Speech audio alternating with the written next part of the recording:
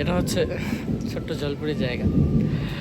তো আমি আপনাদেরকে ঘুরে ঘুরে দেখাবার চেষ্টা করব।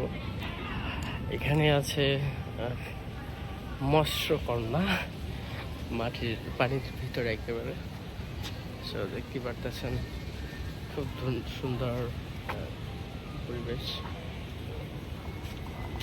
আসলাম, আপনাদেরকে একটু দেখানোর চেষ্টা করলাম। তো আরও অনেক স্মৃতি আছে এখানকার। সো গাইজ, এই হচ্ছে সেই স্মৃতি। চতুর্দিকেই খুব মানে ইতিহাস অনেকগুলো আছে, পিকচার বালু, তারপর হচ্ছে কি বলতেছেন সব এখানে সাজানো আছে।